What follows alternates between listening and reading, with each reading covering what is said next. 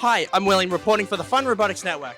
I'm here with Team 5584 ICRobotics. They were the first ranked seed at the Southern Cross Regional. They have an incredible turret system that allows for accurate tracking, has an effective intake, and we can learn more about their indexer and how they score so high.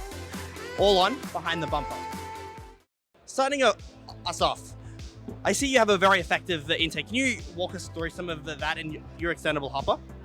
Yeah, sure. So our hopper is just passively extends like that. It's just on these rails. We got some bungee cord in here attached to the beta bar that kind of pulls it out and pulls it back in if we find that we need to in a game, just like that.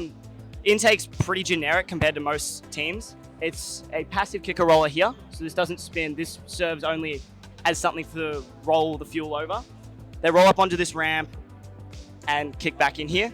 We got two 2-inch polycarbonate rollers. We got 3D printed inserts and they're on stub shafts. So any impact to the beta bar or to the rollers that causes it to bend in, the polycarb just springs right back. We got no shaft or anything that'll bend. It spins at about 9 meters per second, give or take. So that allows us to pull in fuel fairly quickly. It spins faster than the robot speed, so we're able to pull in like 12-ish per second. There's also just this, in order to solve a packaging issue, because it's a slap down, we have this ramp on like these, in this track. So as it comes in order to miss this and that, it just gets pushed up and kind of stows away closer to the rollers. That's about it. Before we get to our next segment, we'd like to thank the following. It isn't too late to order competition apparel for your team at FRC Tees. Founded by FIRST alumni and offering a free 14-day turnaround with expedited options available, go to frctees.com to see why hundreds of teams are making FRC Tees their first choice for their apparel needs. That's frctees.com. As you're getting ready for the competition season, think AndyMark as your one-stop shop for all your team needs. AndyMark's Launcher in a Box is a configurable solution that so many teams are finding success with for the rebuilt season. Also available at AndyMark.com, the AMPD AndyMark power distribution board that provides 24 40-amp independently fused output channels for safe, reliable power distribution. That's AndyMark.com.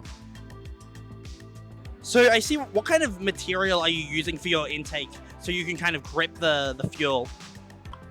So the rollers are polycarbonate, and then they're coated we've got this like silicon overlay that's stretched over onto the rollers. Same with the kicker roller down here, it's a bit damaged. So that gives us really good grip on the fuel. Like you can see, it doesn't really want to move. It's good. It's got enough play that if they need to be indexed side to side, they can still roll around, but tight enough that they don't slip around on the rollers. So moving on from your intake to your indexer, how does that work and what kind of findings did you have when designing it? Okay, so our indexer is actually the subsystem that we have prototyped and iterated the most this season. So we started out with just one wheel, single wheel in the middle. We experimented and found out that with maximum capture area, that would mean better streamline of balls and output and more steady and fast shooting. So we did that, and then we also took inspiration from the team 9483, and we use the cones in the middle, if you can see here. That ensures us when the balls drop down, it is faster and it is less jamming, and also gives us a faster output. So also when we were in this competition, we also made a few changes. So at the front we have a kickboxer. So basically that stops our jamming and makes it more efficient. And because when we were testing it, we found out that when the balls went way down, they actually weighed down on the indexer and had a little bit of jamming issues and etc. So we had that kickboxer, so then we could make the jamming go away and also have a more efficient output. Yeah, and also we have a vortex motor, which is at the bottom here, if you can see over there. So when we were in the competition and running through practice matches, we found out that our spindexer did not have enough torque. So we changed out a few gears and ratios so that it increases our torque and also our power, so then we could power the entire system better and then have better outputs and better outcomes in general. Yeah. So yeah, I really love the indexer, and it's provided a great stream, especially of fuel.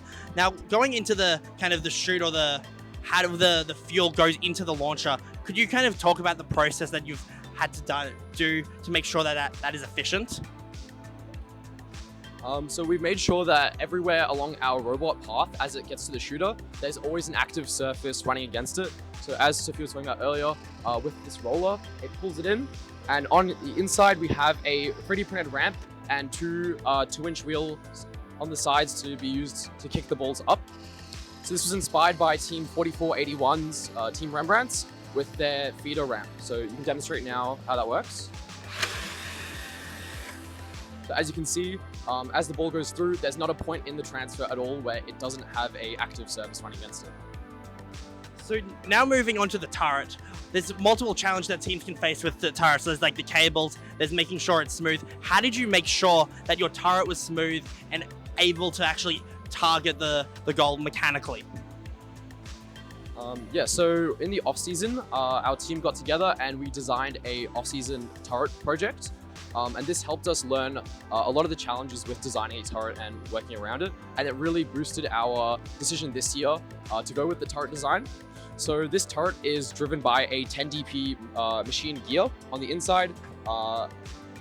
It is run by a Neo Vortex motor, and it has 2 encoders on slightly different gear ratios, and it uses the Chinese remainder theorem to determine what the turret's absolute position is at all times. Even if we can power off the robot, it will still know when it powers on where it is. As well as that, with the cable chain, this is a challenge that a lot of teams had troubles with. So this year we decided to go with a pulled sort of pulley system. So as you can see, as the turret rotates more, it pulls the slack out of the cable, and these constant force springs allow the turret to get that slack in the cable. And then we have a 3D printed channel which runs under this polycarbonate plate for the chain for the cable to run smoothly. As well as that, the cable chain is packed very nicely. We noticed a lot of teams use bidirectional IGUS chain. However, for our packaging, we wanted to fit the cable chain vertically along the edge of our robot, and that's why we've decided to use the soft sheathing. So I can demonstrate here. So our turret has a range of motion of about plus minus 270 degrees, so either way from its origin. And this has proved to be very useful in games when we're passing and as we're rotating while shooting on the move. Our turret needs to very minimally spin around. So that's an incredible turret, and I really love the packaging of it. So moving on from the turret now to the launcher, how did you make sure that it was accurate, and what some of the things that you needed to do? Yeah, so we did a lot of shooter prototyping. We tested a lot of variables such as our different wheels, different compression, different speeds, different backspin speeds. So as you can see, this is the final shooter that we designed. It uses a 4-inch stealth wheels on the main flywheel and 2-inch stealth wheels on the top flywheel, geared at a 1-to-1 ratio, meaning that their surface speeds are half at the top. This gives our ball a really nice amount of backspin for it to go into the hub without falling out. As well as that, it's run by 2 Kraken X60s. We found that this provided us enough torque to shoot the balls from all positions in the alliance zone, as well as being able to pass from everywhere in the neutral zone. As well as that, with our shooter has a actuated hood. So we use a Kraken X44 to drive this, and then a belt, and then a 3D printed gear and rack system. And this gives us a 0 backlash hood, which is very proven to be very useful for adjusting our shots and having really consistent streams. So before kind of moving on to the programming aspect, I see this climb, and kind of what was the design process behind this, and why isn't it on your robot now? So I'll touch up a bit about the climb. So we actually have a 2-stage climb here. And the motor would be mounted towards the bottom of the belly pan. But we also have a complex clamping and locking system, which would use the entirety of the weight of the robot to clamp and lock down onto our tube to ensure a better and more consistent and steady climb. So the reason why you don't see our climb on our robot is because we came together as a team and strategized and deciphered that it was not worth it to put our climb onto our robot. It did not provide us with enough points compared to the shooter that we have over here. And also we had some problems with weight and also packaging and storage. So that's why we didn't have the climb on the robot, but it came out pretty effective and provided us with pretty good outcomes. So, And now moving on from the hardware side, all good robots need some software. Would you like to discuss some of the software components that make this robot as effective as it is? Yep, so some of the main things that we have on our robot software-wise are our localization system with our 3 cameras, here, here, and here, our turret system, and our shooting on the move system. So to start off the cameras, we have 2 static cameras on the robot, one here and one there. We have 1 moving camera on the turret here. The good thing about having a camera on the turret is that we can always point it at the hub to get good localization with the minimum of 2 tags. Secondly, with our turret, we have the Chinese remainder theorem system that we have to determine the position of our turret always.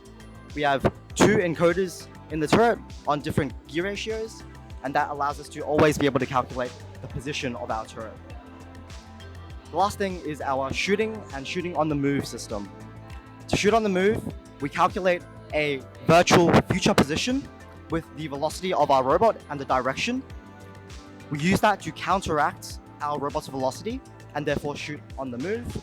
Some other systems we have in place to help that are a latency compensation system, where we can compensate our future pose further into the future to compensate for things like camera latency and system latency. The last thing that we have is to help us to shoot while rotating. We call this turret whip, where since the turret is not in the middle of our robot, when we are rotating, we are giving an extra velocity to the ball when we shoot it. We also compensate for that, and that all comes together to give us our very accurate shooter, which can shoot while moving and while being defended. Thank you very much for sharing this incredible robot. Good luck to the remainder of the competition. Hope everything continues to go well for you. This has been 5584 ICRobotics. Thanks for watching. Thanks for watching. Don't forget to like, subscribe, and click the bell to stay up to date on future fun videos. As you're getting ready for the competition season, think AnyMark as your one-stop shop for all your team needs. AnyMark's Launcher in a Box is a configurable solution that so many teams are finding success with for the rebuilt season. Also available at anymark.com, the AMPD AnyMark power distribution board that provides 24 40-amp independently fused output channels for safe, reliable power distribution. That's anymark.com. It isn't too late to order competition apparel for your team at FRC Tees. Founded by FRC alumni and offering a free 14-day turnaround with expedited options available, go to frctees.com to see why hundreds of teams are making FRC Tees their first choice for their apparel needs. That's frctees.com.